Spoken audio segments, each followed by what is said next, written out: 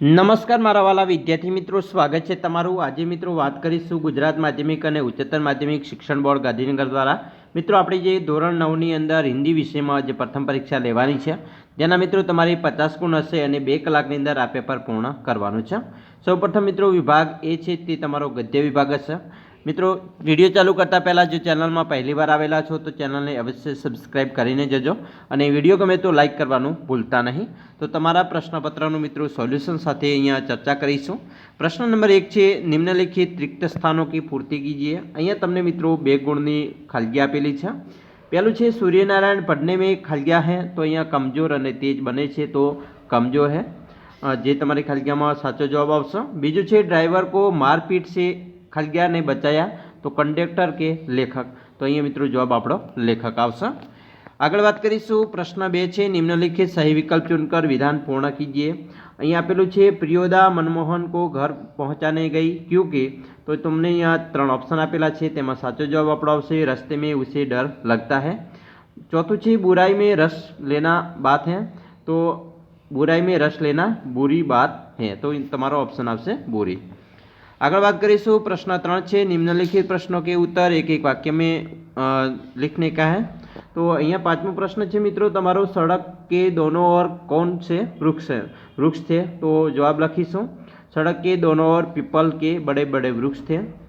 छठुं છે, रानी लक्ष्मीबाई ने क्या प्रतिज्ञा की थी, जवाब જોઈશું रानी लक्ष्मीबाई ने झांसी को फिर से जीत लेने की प्रतिज्ञा की थी। प्रश्न 4 છે, निम्नलिखित प्रश्न के उत्तर 2-2 वाक्यों में लिखिए। 7मुं છે, लेखक ने गुलमर्ग के दिन को वाचाल क्यों कहा, तो तेनो जवाब मित्रों આપણે લખીશું कि गुलमर्ग में रात आते ही सब कुछ खामोश हो जाता है। दिन में सैलानियों के कारण वह बहुत चहल पहल रहती है, इसलिए लेखक ने गुलमर्ग के दिन को वाचाल कहा।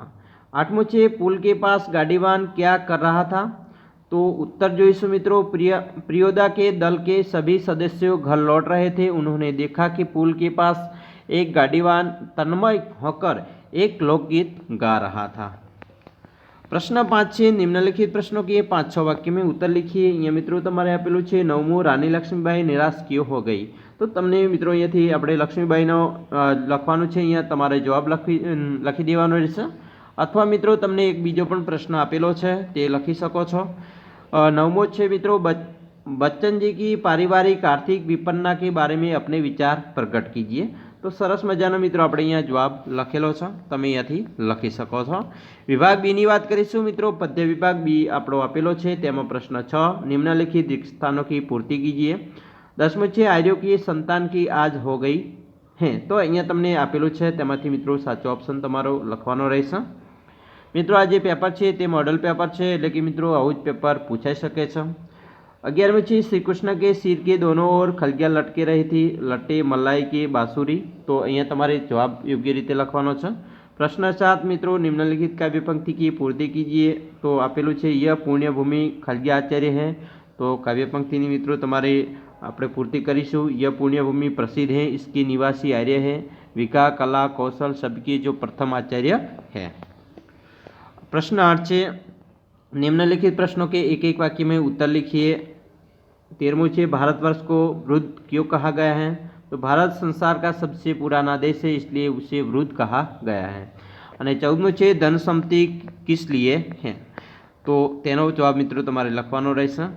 प्रश्न 9 છે, निम्नलिखित प्रश्नों के 2-3 वाक्य में उत्तर लिखिए। 15મું છે, सूरदास ने किस प्यासे को दुर्मति कहा है, तो जवाब જોઈશું गंगा नदी की जल शुद्ध और पवित्र अन्य कोई जल नहीं है, जो प्यास व्यक्ति उसे छोड़कर अपनी प्यास बुझाने के लिए कुआं खुंदवाया उसे सूरदास ने दुर्मिति कहा है। 16મું છે, कर्ण दुर्योधन का साथ क्यों नहीं छोड़ सकता, जवाब જોઈશું दुर्योधन के सामने युद्ध का घोर संकट है, इसलिए सच्चा मित्र होने के कारण कर्ण आपत्ति के समय उसका साथ नहीं छोड़ सकता।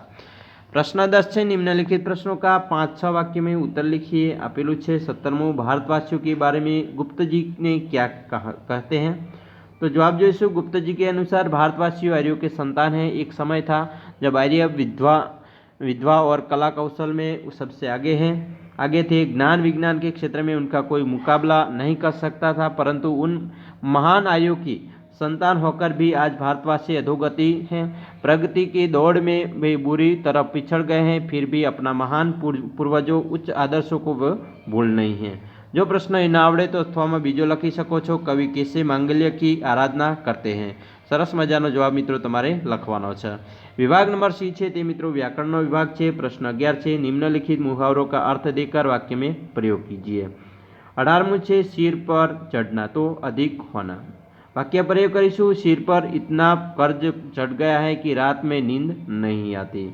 प्रश्न 12, निम्नलिखित कहावत का अर्थ स्पष्ट कीजिए। 19मुं है, मार के पीछे भूत भागे, किसी भी समस्या का हल करना। वाक्य प्रयोग करीशू, जब समस्या हद से बढ़ जाती है तब सरल उपाय के बजाय कठिन शिक्षात्मक रवैये अपनाना, इसे कहते हैं मार के पीछे भूत भागे।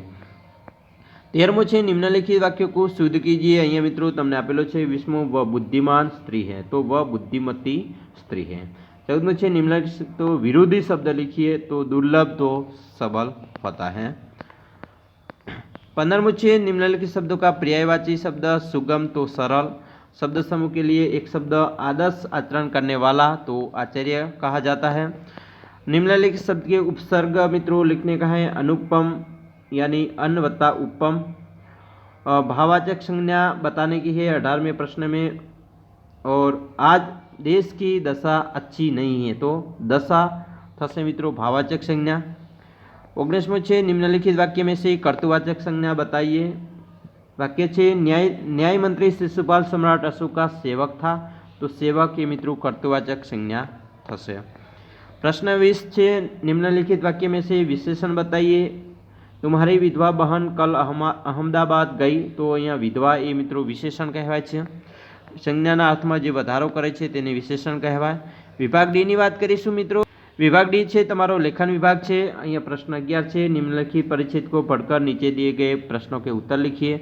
सरस मजानो मित्रों अहीं तमने फकरो आपेलो छे। आ फकरो आपणे वांचवानो छे अने वांच्या पछी अहीं तमने ए प्रश्नोना जे प्रश्नो आपेला छे तेना जवाब लखवाना छे। अहीं तमारो प्रश्न पहलो छे, पिंजरे में बंद जंगली जानवर सुखी क्यों नहीं हो सकता? तो तेनो जवाब है कि जंगली जानवर अपने देश को, अपनी जन्मभूमि को बहुत प्रेम करता है। जब वह अपनी जन्मभूमि जंगल से दूर हो और पिंजरे में बंद हो तो सुखी नहीं हो सकता। 29मुं है, इस गद्यखंड से हमें क्या सीख मिलती है? तो इस गद्यखंड से हमें सीख मिलती है कि अपनी जन्मभूमि के प्रति हर दिल में सच्चा प्रेम होना चाहिए। आज़ादी में ही जीवन का सच्चा आनंद है। और 30मुं है, इस खंड को उचित शीर्षक दीजिए। तो जवाब है जन्मभूमि के प्रति प्रेम। आगळ बात करीशुं मित्रों। अहीं तमने एक कहानी आपेली है। तमारे आ कहानी ने योग्य शीर्षक आपी अने मुद्दाना आधारे मित्रों कहानी लखवानी है। तो आ मित्रों तमारे अहींथी कहानी तमे लखी शको छो। सीख पण लखवानी है। अथवा तमे मित्रों पत्रलेखन आपेलू है। तमारे अहींया पत्रलेखन है। चाचाजी ने संदीप पाठक को उसके जन्मदिन पर उपहार के रूप में एक कैमरा भेजा। संदीप 161 उषा किरण तीर्थल रोड वलसाड से उनका आभार मानते हुए पत्र लिखता है। तो अहींया मित्रों आपणे जमणी साइड आनी अंदर सरनामું लखवानुं होय छे। पछी अहींया संबोधन मित्रों तमे लखी शको छो डाबी बाजू। पछी अहींया तमारे मित्रों पत्र छे ते लेखन लखवानुं छे अने छेल्ले तमारुं जमणी साइड मित्रों अहींया नाम लखवानुं छे जे पत्र लखे छे ते।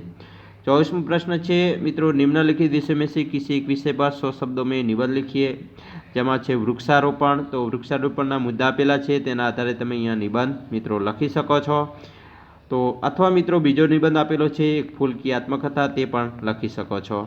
अने अत्यारे मित्रों कोरोना काल चाली रह्यो छे तो कोरोना विषे पण निबंध पूछाई शके छे। अने આપણો તહેવાર જે મિત્રો દિવાળી નજીક આવે છે તો દિવાળી વિશે પણ નિબંધ પૂછાઈ શકે છે।